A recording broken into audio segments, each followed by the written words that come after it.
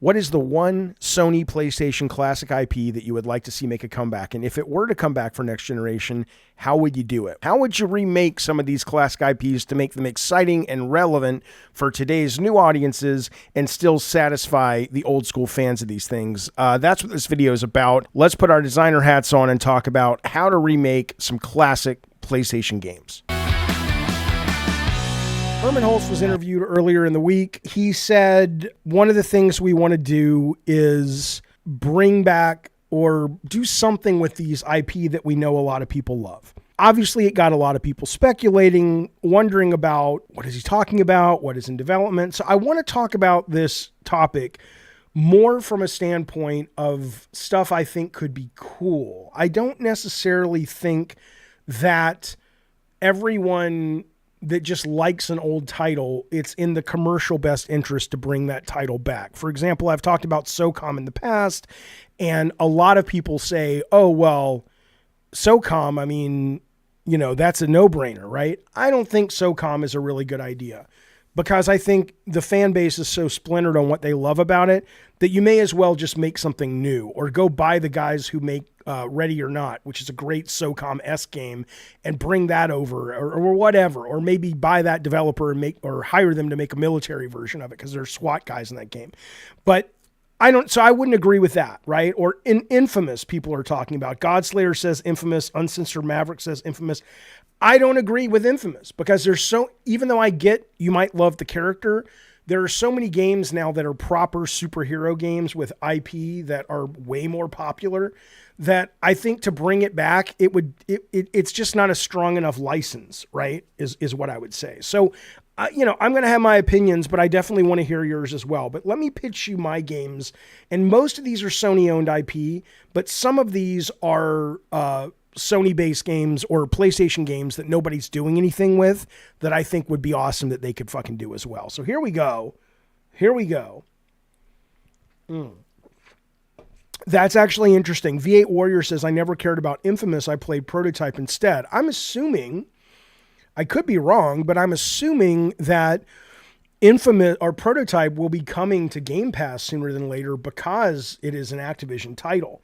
And I would fucking love to see that take off again because that is more violent and gory, and it seems like it's got more of a personality than Infamous at a meta elevator pitch level. I don't mean that the character, Connor or whatever, is not a better character. I just mean in terms of like at a high concept level, it's like that movie, what was it called? Blood Bright or something about Superman being evil. It kind of has more of that flavor that sells itself, I think. Okay, here we go. Here's Jaffe's games and how he would want to bring them back.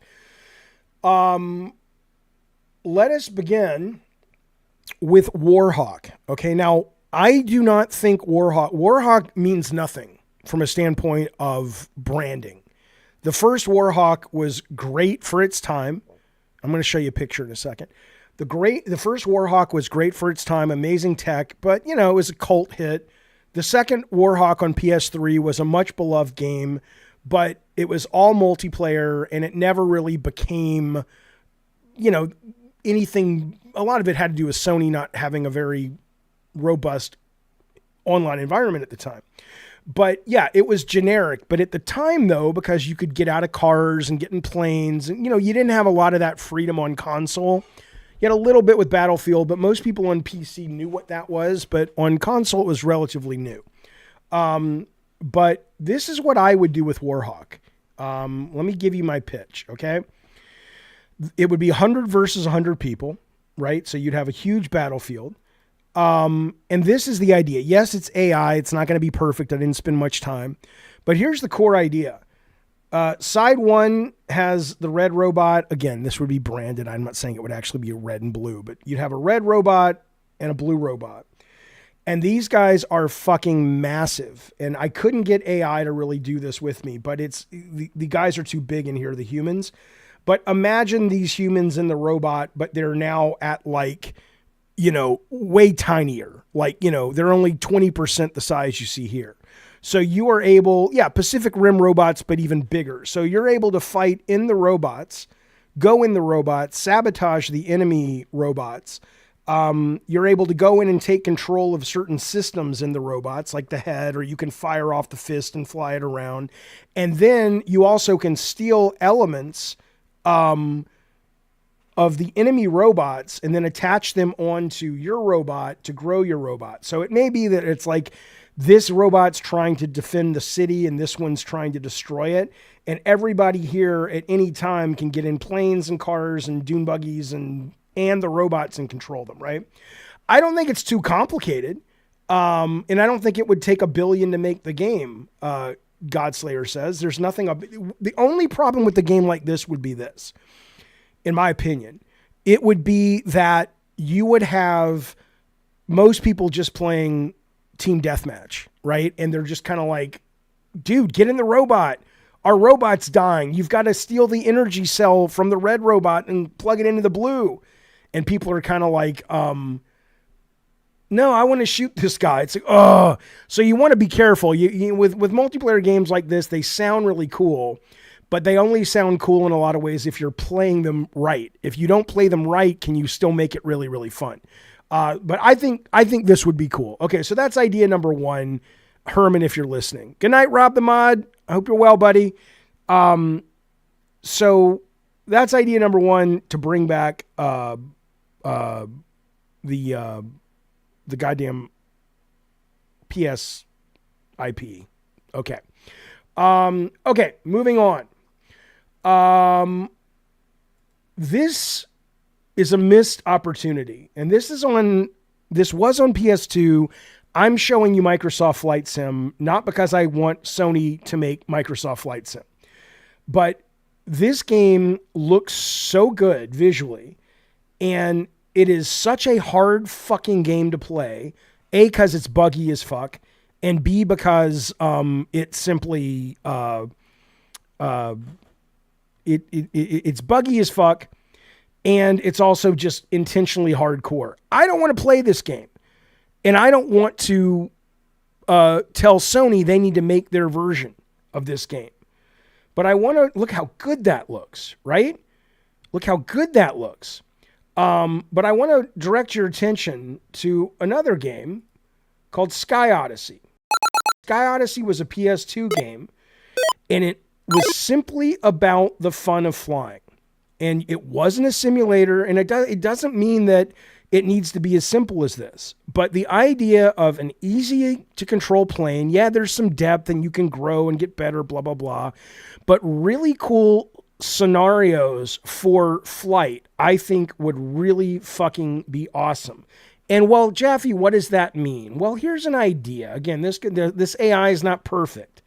But like, you could have your plane and you could have a circus train that is racing towards a damaged bridge and the train is catching fire. And your whole thing is to basically fly your plane and extract cages of animals off the train before it goes off the bridge and all the animals die, right? You could have missions where you are flying through LA skyscrapers or New York skyscrapers after a terrorist attack or an earthquake, like in the Rock movie San Andreas, and you're trying to pick people up from the buildings and drop them off somewhere else, right? You could have just really fun, easy to play, easy to fly scenarios.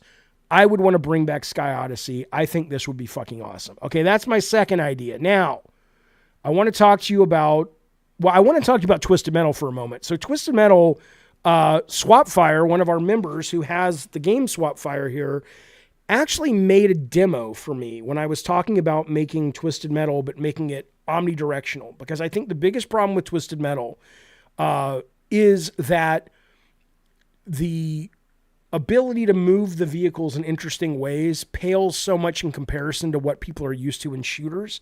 And so in this case, what we would do is we would take a vehicle, but they would have those wheels that are spheres. So it could go into normal driving mode, but then you could activate the sphere mode and it could strafe, and then you could instantly go between the two. So you'd create really interesting maneuvers by going into a drift and then activating the sphere, and then suddenly you're drifting and sliding, but then you activate it and now you're strafing. and you can come out of it back into drive mode, right? He actually did a demo of this, and I need to tweak it a little bit with him because I was flipping over way too much. But I want to work with him, and he said he'd give me some tweaks to it, and then I want to show it to you guys.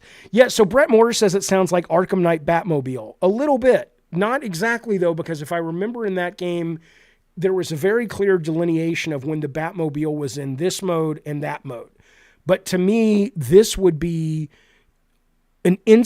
part of the skill and the tactics and the sort of mastery would be figuring out how to come in and out of each mode and how using each mode together within an instant of each other gives you really interesting abilities to dodge weapons, to line up attacks, and things like that. But I would say, though, that both Twisted Metal and going back to this Sky Odyssey, the real question is, do games like this even have a home at a lower budget, even at a high budget? That's one of the problems with games like this. They're so systems-based, they're so games-based, that if you got to spend a lot of money, you start to wonder if it's worth it. But I'm just doing high-level creative. I'm not worrying about that part of it, because that's got to be a big part of it. When people say, bring back Gravity Rush, it's like, well, Gravity Rush never really sold that well to begin with, and you want to bring it back? Why? Okay, let me give you this one. So people bring up, well, why not make a futuristic hovercraft, says Bad Robo, going back to Twisted. Because the problem is then you only have the hover ability. Like I said, I like the omnidirectional motion because you can strafe, right? Which you need in a shooter. But I also like, to me, the real sex and magic is the instant switching between the two. So if you are top-down view, if you're drifting and your car's going like this, and suddenly the pivot goes from the ability to pivot on the front of the car, which is actually here, and suddenly your wheels go omni and you can go like this and then this, I think that would create a lot of interesting opportunities at mastery, right? Anyway, though, all right, let's stay focused. Okay, so a lot of people talk about Siphon Filter. Bring back Siphon Filter, they say. Problem with Siphon Filter is, it's been so long, and, to hear Garvin talk about it, like I want to go back and play some of them now, like the later ones, because it sounds like there was a lot of really cool stuff there. But I don't think it's like people are dying to know, oh no, I really must know what happened to Gabe Logan. Although I think he died, right? Or Garvin wanted to kill him. It's not the point. Here's what Sony needs. Sony needs a big budget. I would make it open world, dealing with some of the open world problems in a better way, like we talked earlier in the show. I would make it open world, and I would make it so that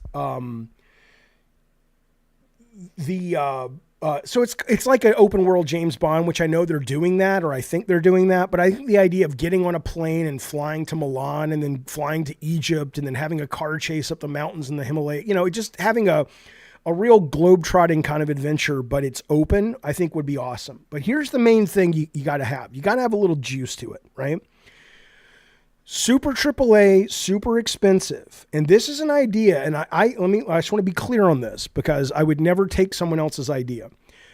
I had a great comic book writer, Paul Jenkins, pitch me something, not that was Siphon Filter based and not that was spy based, but it was something about powers, because he writes superhero comics. And I was like, okay, I will never mention that. That's his idea. It's brilliant. But then I saw a couple of cartoon series that predated it that did this, which is basically not knowing what ability you're going to get. And once I saw that, I'm like, okay, it wasn't just Paul's idea. He may have come up with it on his own, but this is out there in kind of the storytelling zeitgeist. Okay, so I feel okay with this. So here's what the idea would be. Is you are Gabe Logan or his son or whatever, and it's a action open world spy adventure, but you have this Siphon Filter shot. And every time you give yourself the shot, you don't know what's going to happen, right? So his abilities, and you can only give it to yourself like every hour, or every time you do it, it takes like a third of your health off. So if you do 3 in a row, it'll kill you until you wait a certain amount of time. It's not random weapons, it's abilities, right? So for example, if he takes it, and the abilities change and grow, right? So if he takes it one time, and there'd be like 30 of them, I'm not saying it's random every time, or it's, you never, you don't know what you're going to get, but you can start to get used to like 30. And maybe from the 30, you can upgrade your character and say, I want these to be limited to these 8. So at least I can trick out my kit for a mission. But he's got the Dr. Octopus kind of demonic arms that come out, give him the ability to take out enemies that way. Other times he takes it and his skin turns into like concrete, and he's kind of like Power Man. He's invulnerable, but maybe he's really fucking slow or something. Then he takes it and he can split into like 4 or 5 different versions of himself. And there's some kind of weird control thing where you can control them at the same time, but you can also pick between the ones that you want to control at any given time. And maybe there's something like, depending on if any of them die, when you come back together, if you've managed to keep all of them alive, you get like bonuses or more strength or whatever. Then you can take one that turns you into kind of like computer particles, and it lets you move through energy and electricity. It's almost irrelevant. I don't know exactly what the individual moves are yet, but I think you absolutely need to do something if you're going to bring Siphon Filter back. It can't just be what it was, right? I think you're getting darkness vibes just because of this image here. This looks very much like the darkness, but these obviously you don't get in the darkness. And again, you would want to have like 30 of these powers, and you would want to kind of, it's almost like Tears of the Kingdom, where all of your abilities need to be solvable, or all of the puzzles or challenges need to be solvable with any of these abilities. So if you take it and it's this, you're like, okay, fuck, I got to figure out a way to use more of a energy transference kind of thing. So you're saying Infamous Second Son. I'm kind of confused about that. I know the game, but Infamous was not about a hero. It wasn't about the electricity guy, but it wasn't like he could take a shot and he never knew what power he was getting. Did he? I don't think that was Infamous, unless I missed something like the DLC with one of their expansions or something. But anyway, Gay Logan, there you go. So I would do this, or make Centipede. Yeah. A Human Centipede. Yeah. If you do, these guys, those would be the ones. So I would do Twisted Metal. I would do Siphon Filter. I would do a Sky Odyssey. I would do, Warhawk in the way I talked about it. And then finally, like I said, these are not all going to be PlayStation games, but I actually got a few more I got to show you. I don't, we already talked about SOCOM. Jet Moto, right? I don't think Sony needs to make Jet Moto because someone's already making Jet Moto. This is called Airframe Ultra. I'm hoping it comes out this year. It's kind of an open world, Jet Moto, basically. And there hasn't been a demo released yet. And I hope we get one soon. Let me see why this isn't playing. But it's really neat. It looks like a PS1 title. Hang on. All right. I want to go big. The minute I go big, okay, I'm just not going to be able to go big. Sorry. All right, here we go. There we go. Okay. It looks like a PS1 title, but it's supposed to, and it's open world, basically Jet Moto. And I think you also have a little bit of Road Rash in here as well. So maybe what Sony should do is just kind of reach out to these guys and say, can we get this on PS Plus as an exclusive for a couple of months? Because it looks really awesome, man. So that's the only reason I didn't mention Jet Moto. And again, it kind of goes back to the whole issue of, you can't make this for $300 million.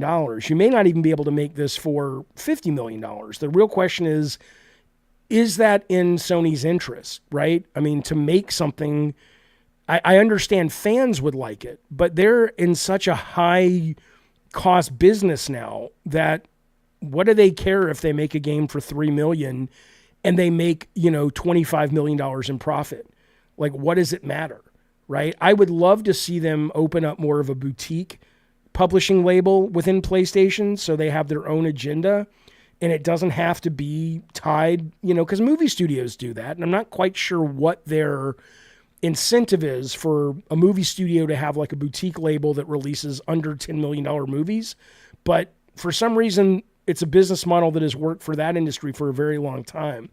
And I would love to see if it could work in video games. But anyway, okay. Here's what I want to show you, though. This other one, though, real quick. I want to show you one that is... Oh, well, I'll show you two more. Sorry, there's so many great ones. I was also going to bring up this game, Tenchu, which it was an Activision game.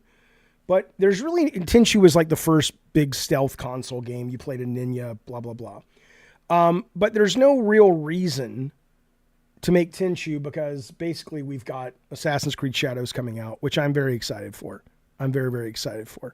I know some people are bitching about it. Everything they've released from Ubisoft recently has been quite fun. And it looks really good. So I think this is checked off. And obviously they also have Ghost of Yodi or whatever. So, okay, here's my last one though. And this goes way back. It goes way back to one of the first video games on home console, Combat. And if you're not that old, all Combat was basically two tanks in a top-down maze, basically Twisted Metal, right? It's just, kill the other guy first. Two tanks in a top-down maze, and you shot at each other, okay? But here's what's interesting, and I played this. A lot of people are raving about this game. I didn't like my first playthrough, so I deleted it.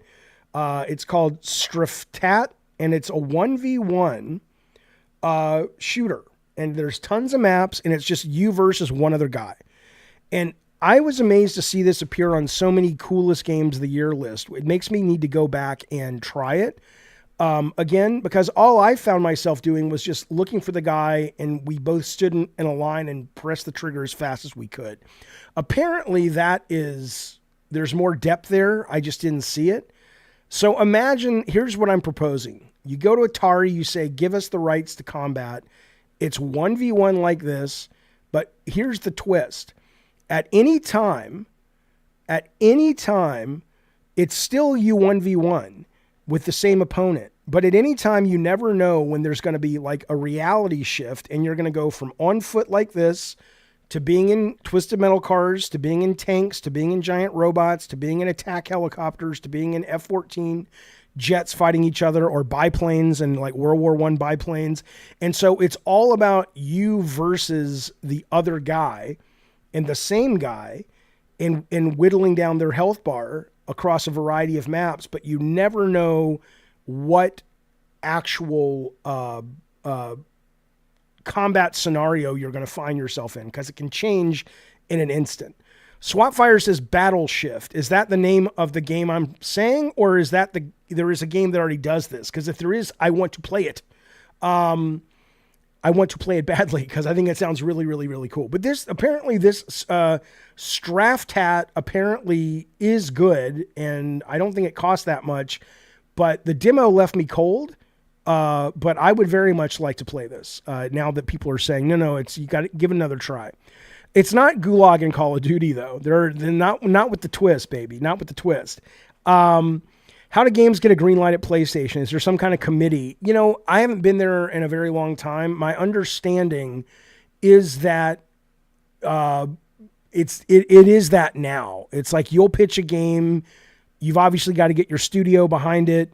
Then it's got to jump through the hoops of, okay, we've budgeted this much for this studio to have a game for this number of years.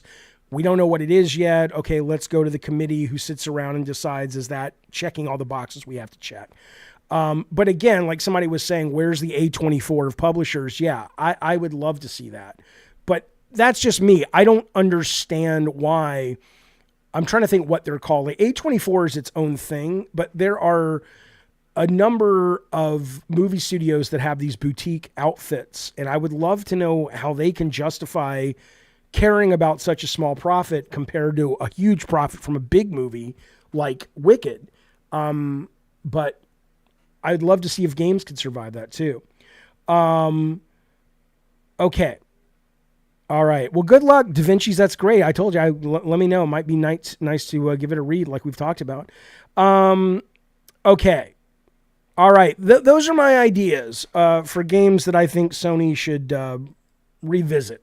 most of them Sony own, but not all of them, in order to bring people the joy of Herman's comment that, hey, let's come back and bring back some of these great games.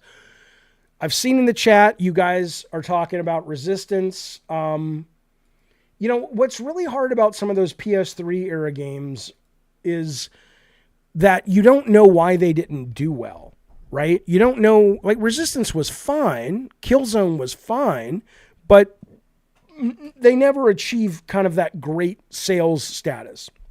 Was that because it was PS3? Was it because the third party like Call of Duty's offered a better and more successful option? What was the reason? So when you're looking at it and deciding if you want to bring these games back, take Killzone that always appears. Other than the enemy design, do you think the vast majority of people really care about the lore of Killzone or care about getting another Killzone? I don't, but I definitely see Resistance, Killzone, Gravity Rush, SOCOM, and Infamous. But what do you guys think? What have we not mentioned that you think? Somebody mentioned Demolition Derby, but again, those games are a time where you could get by with a simple game like that. But now they're just modes, right? If you look at Wreckfest, and Wreckfest 2 is coming. Wreckfest already has a Demolition Derby mode, and it's excellent. And so the idea of let's now make a full-on Demolition Derby game doesn't really make a whole lot of sense when the sequel's coming to this, and this is just one of many, many modes that are in the game. So that's part of it, right? Even Twisted Metal, you can talk about Twisted Metal, but you can also play Grand Theft Auto Car Combat, where you can, or Fortnite Car Combat. They just did a whole season of Car Combat, right? And you can get out, you can fly, and there's all these things you can do that you can never do in Twisted Metal. Jack and Daxter needs the Ratchet & Clank Rift Apart treatment. Ratchet & Clank Rift Apart, one of my favorite games from Sony of this generation, was one of their weakest sellers. So I don't know. I don't know if it makes sense. Motorstorm. So Rocker Matt, what I would say is maybe if the budget is right, you could argue for a arcade racing game that has modes like Motorstorm and has Demolition Derby, but just making another Motorstorm game, I don't think makes financial sense. It barely makes financial sense to make any arcade racing game unless you're Mario Kart. Maybe if Sony did fucking, PlayStation Kart, that would be something. BT Maverick, are you muted? No, I see you. I think they should bring back Heavenly Sword, says Jarvie, but keep the same combat. God of War is going in a different direction. Oh, okay. Could be interesting. Yeah. Sly Cooper, I think, Connor, the real issue with Sly Cooper to me is that the pure stealth and platforming. I think the character of Sly Cooper is great. I think on one hand, I want to say, let's see them make a big open world Sly Cooper game. But even that, man, if you look at Astrobot sales, if you look at Ratchet sales, Sony historically, even when they've got what many people consider the Game of the Year nominee, Sony historically struggles to sell family titles, even great ones. Sackboy's Big Adventure is fucking great. Nobody showed up for it.